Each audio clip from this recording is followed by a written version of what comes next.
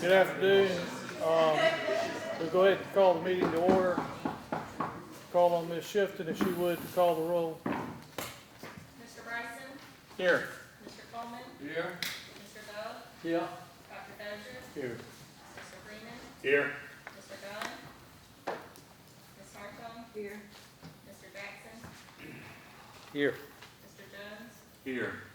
Mr. Keels? Ms. Leatherman? Here. Mr. Lee? Here. Mr. McIntyre? Here. Mr. Moore? Here. Dr. Kelly? And if you would please reflect that Mr. Keel's excuse is absent by excuse. For purposes of the record, the media has been notified in accordance with the requirements of the Freedom of Information Act, and quorum is present.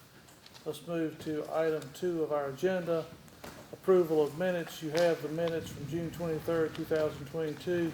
Are there any exceptions or corrections? Move that we approve. Moved by second. All in favor say aye. Aye. Opposed likewise. The pass. Let's go to committee reports. Start with Executive Affairs. Dr. Dozier. Thank you, Mr. Chairman. We received extensive reports from the President this morning covering a number of topics, many of which you saw this afternoon, and no need for any action items. And I think he'll probably cover a few of those topics again this afternoon in his report. Thank you, Mr. Chairman. Thank you, Dr. Dozier. Any questions for Dr. Dozier? Hearing none, we'll move on to Academic Affairs and Accreditation. Thank you, Dr. Mr. Chair.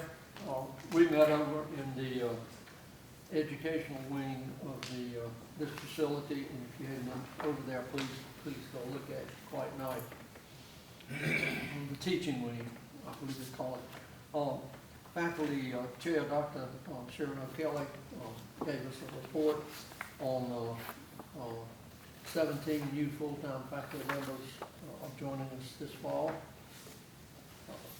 And other reports from the Faculty Governance Committee. Enrollment Management talked about the orientations. Already had 11 this summer. Have 2 remaining orientations for the incoming freshmen. All but one of these orientations were in person. We don't have any enrollment numbers yet. We won't have those final numbers until after all of the students are here and we know exactly what the fall classes are going to look like. We did have 38 students to finish requirements during the summer, which gave us a total of 615 graduates this year, 479 undergraduates, and 136 graduate students in the 21-22 academic year. Moving on to international programs, Dr. Blackwell gave us a glowing report of this program gearing back up with 9 international exchange students from France, Germany, and Ireland this past school year. We're looking for 10 for this coming school year, mostly from Germany and the United Kingdom. He also talked about the different programs that have been going on this last year. And with some new possibilities for international travel and summer courses. For example, we had 22 students in the late spring term that went to South America with Travis Knowles, and came back real excited because these were basically students in the education program.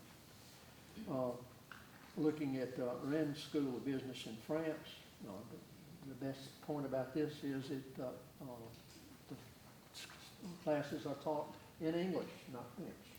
So interesting about that. Dr. Blackwell talked about the University of Burgos in Spain and recommended it very highly, especially because the foreign language department is rewriting their curriculum. And this particular university focuses on cultural affairs and other things rather than just purely the language. And so that has a lot of interest there. Also working on a reciprocal agreement with Cave Hill University of the West Indies in Barbados. several of the trustees volunteered to go on exploring trips to that. Have joined the International Association of Universities headquartered in Paris, and we were very excited to hear about all the international programs. College of Liberal Arts,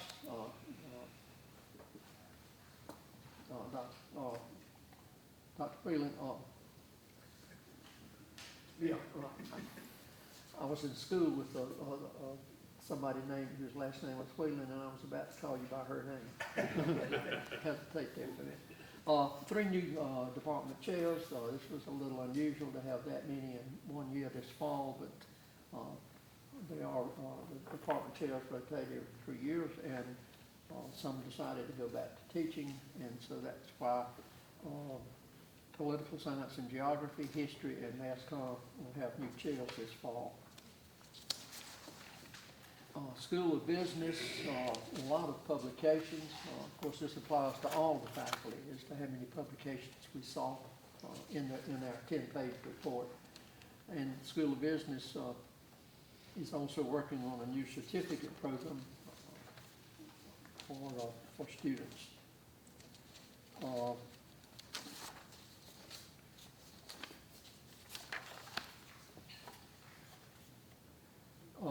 The different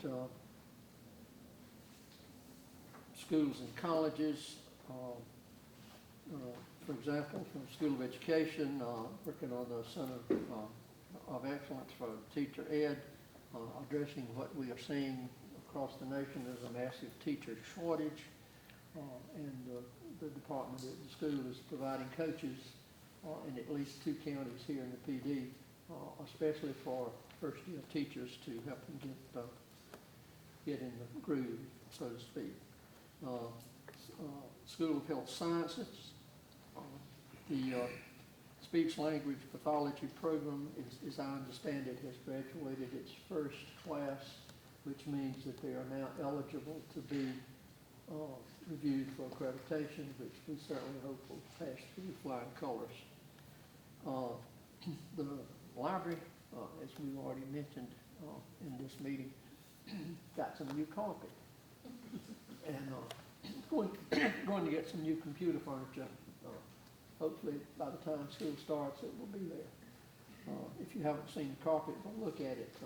This old librarian was very impressed with what the facility looks like. And Mr. Chairman, I believe that concludes my report. Good. Any questions for Dr. Dove? Hearing no questions, we'll move on to development and alumni. Mr. McIntyre.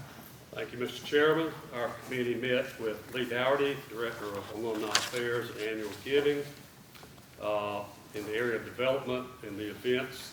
Doug's Day here at Francis Marion will be October the 6th at the Performing Arts Center, and all those activities plan to be indoors. In the Education Foundation gifts area, Rob and Shannon Artis have made an endowed scholarship in the STEMS program, and we received an anonymous scholarship donation in the amount of $100,000. In Regional Community Affairs, at the University Place Gallery on August 3rd, which was actually yesterday, the exhibit was brought to us by artists Amory Ferris of Bluffton and Samantha Mack of Savannah, Georgia. The title of that exhibit is Converge, and there are 2 additional shows planned there for the fall. At the Performing Arts Center, the band Orleans played back on July 25th. I had the honor of being there. It was a very nice event. Enjoyed that very much. Brought back a lot of memories from the 70s and 80s. On August 19th, the fabulous Thunderbirds will be there. And on September the 29th, country star Josh Turner, born and raised in this area, will be performing there. On October the 10th, the Florence Symphony Orchestra will be presenting Titan. And on October the 15th, Jim Messina of Loggins and Messina will be performing there. The Center for the Child maintains its enrollment and is doing very well. At the Local Government Institute, Leadership Institute, the first session will begin on October the 5th, and the class is already at maximum capacity. The Fred Shaheen Nonprofit Leadership Institute begins September the 15th, and it also is at full capacity. In the area of alumni affairs, on August the 9th,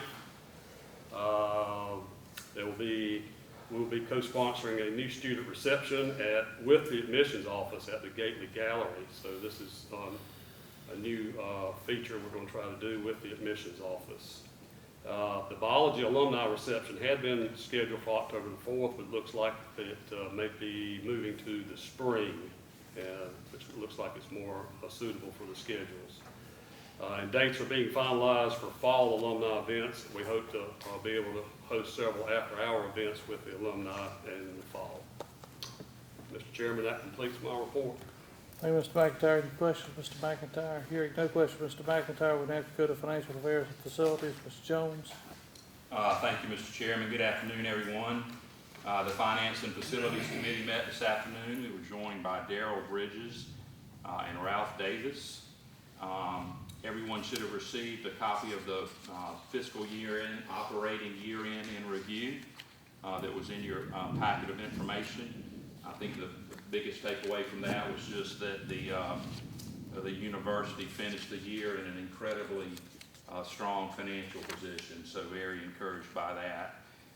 The timing of this meeting is a little bit in between, so we just, obviously at our last meeting 5 weeks ago, we adopted our budget for the upcoming fiscal year 2022-23, so accounting is still in the process of closing out those books. Don't have those numbers yet, but know that expenses came in well below revenues, and of course we're only just a handful of weeks into the new year, so no new numbers on that yet, but we'll have an update for you at our next meeting.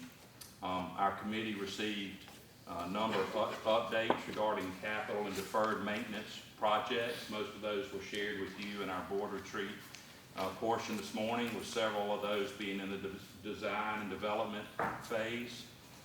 We've got paving work that will begin on campus in the early fall and will be continuing for the next 2 years, 24 months. It's going to be an incredibly busy time on campus with a lot of projects going on, a lot of moving parts. We're excited to begin construction this winter of the new School of Business, School of Education building, and renovations to the Smith University Center are also scheduled to take place as well. One final point, and I think this is kind of exciting, we've got some new life coming to the bookstore. We've got Barnes & Noble is getting ready to assume operations of the bookstore, and so there may be some renovations in there, new things to look at and new things to buy, and so I think it'll be nice to have a little new blood in the bookstore. But that's really all we've got. I know that's a short report. If anybody's got any questions about anything we talked about this morning, anything going on, we'd be happy to try and answer them for you. If not, that concludes my report, Mr. Chairman. Thank you, Mr. Jones.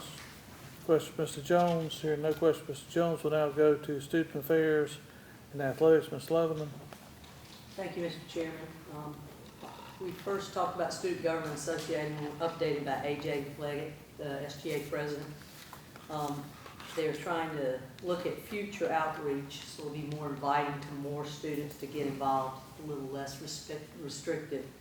There are 3 people running for president. One of those is A.J. That election is August 23rd. There was a lot of discussion about the food pantry and clothes closet, and how that is fulfilling a big need for a lot of students, food-wise, but also clothing, from the standpoint of they don't have a suit to wear to an interview and that type of thing, and you can come in and borrow those clothes. Student life and housing and resident life, Dr. Chris Kennedy updated us on that. Housing opens for students Friday, August 19th. Every night they have events that will be going. It'll be culminating on the last Friday, August 26th, from 6 to 10, live music, rides, games, and food trucks, and he invited every one of us to come if we can. August 26th, 6 to 10. Student Health and COVID Response Office, we still have the lowest in the state among our sister institutions. So that says a lot for faculty, staff, and and the students, and keeping that. And then Murray Hartzler, our athletic director, reported on the athletics. He has 89 students that are moving in between now and Sunday, so he's pretty busy with that. The state did away with the name and likeness, image and likeness policy update. It is less restrictive and less legal hoops for the students to go through. We appear to have been a lot more restrictive with state policies with that than some of the other states, North Carolina, Georgia. We've all heard about the renovations of the University Center, and that those bids have to be in by September 1st, and we'll be choosing that company or the business that will be doing the renovation September 8th. As far as academic awards, women's tennis, 4 Patriots were named to the Division II Scholar Athletics list. Volleyball, for the 6th time, earned a Team Academic Award presented by the American Volleyball Coaches Association. 9th consecutive year, we earned All Academic Team Award for the Golf Coaches Association of America, from the Golf Coaches Association of America. And then 113 FMU student athletes were named to the Conference Carolinas Presidential Honor Roll for spring 2022. I'll raise my voice. I have no problem with that. Y'all probably noticed. New conference has most sports offerings. Schools in our conference now, Conference Carolinas, has more sports offerings than any other division. Than any other Division II conference teams. So we may be looking at some other offerings down the road. That might be in the development plans and strategic plan. Mr. Chairman, that concludes my report. Thank you, Ms. Leatherman. Any questions, Ms. Leatherman? Hearing no questions, we will now move the President's report. Dr. Carter. Mr. Chairman, I'll try to stay awake during my report, but I have to caution all of you, nothing puts me to sleep more effectively than rain falling on a tin roof, okay? And that's one of the reasons we decided to put the tin roof on the building, so that the provost can come out here and go to sleep during the afternoon. Mr. Chairman, short report today. Let me begin, first of all, by formally welcoming Sharon to our group. It's an absolute delight to be able to welcome you. And he's not here today for me to recognize him, but I do want to recognize all the fine work that Glenn's done over the last 5 years. He's been a superb chairman of the faculty, and he's done an exceptional job. We're starting up for the summer, but first I simply want to note all the travel that our faculty and staff and students have done during the summer. Mark, it's good to be back and have things in a situation which we're doing what we should be doing, which is finding ways to educate our kids. And one of the best ways to educate them is allowing them to see the world. And I want to compliment Mark for all the wonderful things he's doing with the international exchange programs as well. We're ready to start up the semester. I think we are doing it safely. Our Chris assures me that our COVID office will be fully operational throughout the entire fall semester. We'll be prepared to do testing and a couple of vaccination clinics, Charlene, and those things that are necessary to continue to protect our students as we go into fall. I do want to thank the board for taking the action you took today on naming the John Ray building and for naming the building in November for Teresa McDuffie. John, help me out here, but if we count up all the buildings, facilities, and landmarks named for faculty and staff on campus, how many are there? 28, okay. With these two, Teresa and John, make it 28? Yeah. It's not atypical for a college or university to name a building or facility or road after a faculty member or staff member.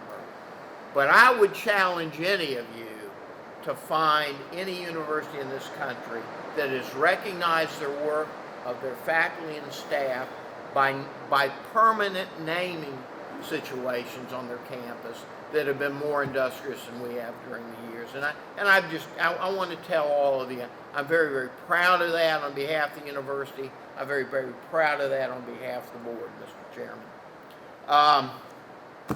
As we talked about a couple of minutes ago, construction over the next 4 years is going to be a pretty common thing on campus. To put it in perspective, over the next 4 years, we will be constructing $78 million worth of facilities on campus. So I would just tell board members, and I would tell my senior staff and faculty here, be patient with us. Don't call Ralph. He knows the construction's underway, okay? And he'll do a great job managing it as we go down the road. Finally, the last comment that I'd like to make, Mr. Chairman, one more time, I made it earlier.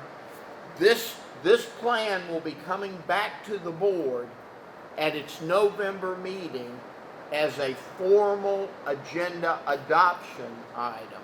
So anything you see in this plan that you'd like to have tweaked one way or the other between now and let's say the 1st of November, please call me, call Daryl, or call Ralph. Mr. Chairman, that concludes my report. Any questions for Dr. Carter? Hearing no questions for Dr. Carter, I'm not aware of any unfinished business. I'm not aware of any new business. We do, however, need to go into executive session to discuss one matter. Make Do a I have motion to go into executive session. Motion, Mr. Jackson, second. Second, Mr. McIntyre. All in favor? We will resume in executive session. We'll go in session. Motion by Mr. Jackson, we go into regular session. Second. Second, Mr. McIntyre. I hear a motion to adjourn. So moved. No action was taken. All in favor? Oh, no action was taken in executive session. We stand adjourned.